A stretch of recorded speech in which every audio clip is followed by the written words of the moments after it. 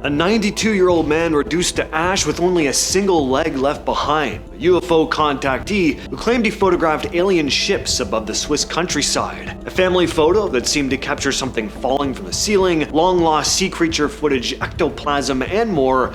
These are unexplained things caught on camera throughout history. What you're looking at here are the burnt-up remains of a 92-year-old retired doctor named John Irving Bentley. He didn't die in a standard house fire. It happened on the morning of December 5th, 1966, in a small town in Pennsylvania. A man named Don Gosnell, who checked gas meters for a living, let himself into the house to do his job. He had permission to walk in because Dr. Bentley was old and had a bit of a hard time getting around. As soon as Gosnell walked inside, he smelled a strange, sweet scent and saw a little bit of blue smoke in the air. He walked into the bathroom to check on the doctor and find, well, the gruesome scene in the photograph. Dr. Bentley was gone, aside from the lower part of his right leg, still wearing a slipper. The rest was ash, falling straight through a hole. The fire had burned through the floorboards in the basement. What makes this so strange is that the rest of the bathroom was barely touched. His walker was still sitting right there with its rubber feet completely unmelted, and the bathtub only had a few black marks on it. People immediately started calling this a case of spontaneous human combustion, where a person just catches fire out of nowhere. But investigators figured that maybe Bentley had accidentally dropped a spark from his pipe onto his clothes. They think his clothing caught fire and slowly melted his body fat, burning him up without the fire spreading to the rest of the room. Still, cases like this are incredibly rare, and there's still some doubt to that explanation. It just hasn't been studied enough. No matter how you slice it though, it would have been a horrific way to go. Few UFO cases have created as much debate as the story of Billy Meier. Starting in the 70s, the Swiss man became one of the most famous alien contactees in the world after claiming he'd been meeting extraterrestrials for decades and had the photographs to prove it. According to Meier, his encounters began when he was only 5 years old in 1942, when he met an alien being named Svath.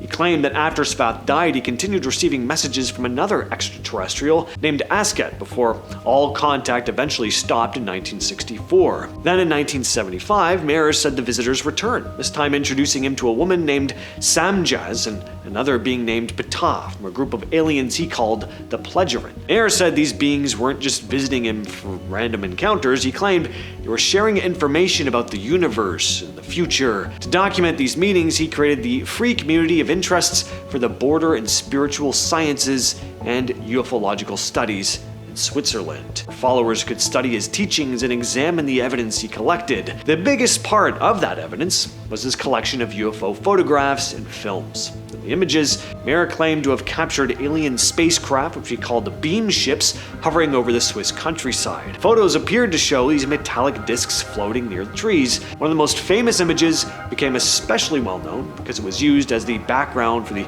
original I Want to Believe UFO poster in the X-Files, seen here. Say what you want about this guy, but for many UFO enthusiasts at the time, Meier's photos were some of the clearest evidence that someone had ever produced. In 1959, a family in Texas captured one of the eeriest ghost photographs ever taken. The image became known as the Cooper family ghost photo. The couple and their children sat together smiling for the camera after moving into their new home. When the photo was developed, they noticed something immediately terrifying.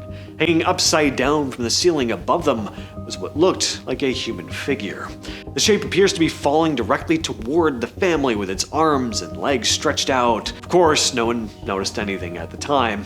They're all looking at the camera, completely unaware of this ghoulish thing falling right above them. The image became one of the most shared examples of alleged paranormal photography. This footage is usually referred to as the Marvin the Monster, and for years it was considered lost media until it finally resurfaced a little over a year ago. It was reportedly filmed in the early 60s, while Shell Oil was using an underwater robot called Mobot to survey the seafloor off the coast of Santa Barbara in search of oil. During one of those dives, usually said to have happened in either February 1961 or 62, the robot's camera came across something really strange. Instead of disappearing after a few seconds like most strange sightings, whatever this was stayed on camera for more than an hour. drifted through the water in a slow, repeating spiral, constantly curling and rotating in on itself. It didn't move like a fish, and it didn't look like a piece of floating debris either. Scientists who later looked at the footage suggested it could have been some kind of colonial sea organism. It's basically a living creature made up of thousands of tiny animals that work together as one, but it was never confirmed, and nobody's been able to say for certain what the camera actually captured. Complete recording has never been publicly released, so all that's left today are a handful of short clips like this and a few still frames. In the world of Sasquatch videos, the Patterson-Gimlin film is the most famous piece of footage ever captured. In second place would probably be this video from 1994, known as the Paul Freeman footage. Paul Freeman was an American cryptozoologist who'd reported encountering a Bigfoot-like creature in 1982, describing it as close to 8 feet tall, covered in reddish-brown hair. He filmed this in the Blue Mountains of northeastern Oregon back in 1994, and a lot of people still consider it one of the best Bigfoot videos ever recorded. Freeman wasn't only known for this footage though, he also collected plaster casts of footprints that he believed belonged to Bigfoot. What made them especially impressive was that they appeared to show dermal ridges, basically the same tiny skin patterns you'd find on a real foot. Anthropologist Jeff Meldrum from Idaho State University examined the cast and said they were some of the strongest pieces of physical evidence that he'd ever seen. As for the video, people still can't agree on what they're looking at. Some think it's genuine, others are convinced it's just some guy in a costume. It could honestly be either, but compared to a lot of Bigfoot footage where the subject is just a blurry shape in the distance, this one gives you a brief look at what appears to be a face. It's far from crystal clear, but there's enough there that people are still picking it apart all these years later. No matter the context here, this is an unsettling image. But what exactly is going on here? Well, this 1910 photo shows a French spiritual medium named Martha Barut producing supposed ectoplasm, and people were pretty convinced. To understand why people believe this, you have to look at what was happening in the early 1900s. Spiritualism was incredibly popular back then. People all across Europe and America, they were constantly going to dark rooms for seances, hoping to talk to family members who died. Martha Barut became famous because she claimed she could physically manifest this white substance from her body, which she said let spirits enter our world. In some photos, the stuff even looked like blurry human faces or bodies coming out. Because these meetings happened in pitch black rooms, it was easier to trick people. Cameras were also brand new, so people assumed a photograph couldn't lie, but later on, investigators looked closer and realized the ectoplasm was cheesecloth, gauze, and paper cutouts that she hid in her clothes or held in her mouth until the lights went down. Martha was caught cheating multiple times, and her tricks stopped working once people started using real lights. Still, the whole thought of seances, ghost photography, and the paranormal in general being this mainstream thing at the time is kind of an eerie thought, and a lot of those who believe in this sort of thing, they have this idea that people back then really were messing with things they didn't fully understand, opening up pathways to other places, letting things slip through that should have never been invited in the first place.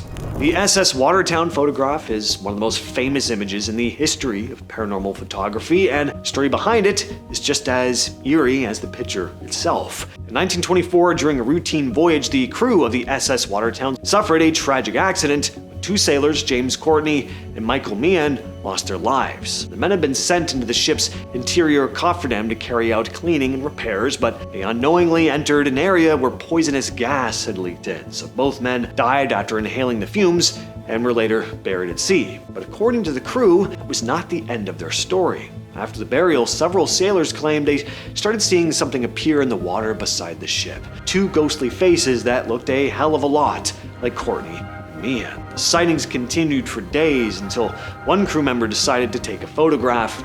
Sure enough, when the image was developed, there they were, two faint faces floating in the ocean behind the ship. And finally, we're going to finish off with a modern case. The girl you see in this image apparently wasn't actually there at the time. 2016, this photo, taken inside Glasgow's Riverside Museum, became one of the internet's most talked about ghost images. The picture was taken by Louise Murphy while she was visiting the museum with her young son Owen. They were walking through the museum's recreated Victorian street when Louise stopped to take a few photos. At the time, nothing seemed unusual, but later when Louise looked back through the pictures, she noticed that standing right by the bar where she snapped the pictures was what appeared to be a young girl wearing a floral dress with long brown hair, one arm raised as if waving at the camera. But Louise was certain nobody else was there when she took the picture. I mean, look how clear it is. She would have seen it. That has been the video for today. I'll catch you, yes, you specifically, in the next one.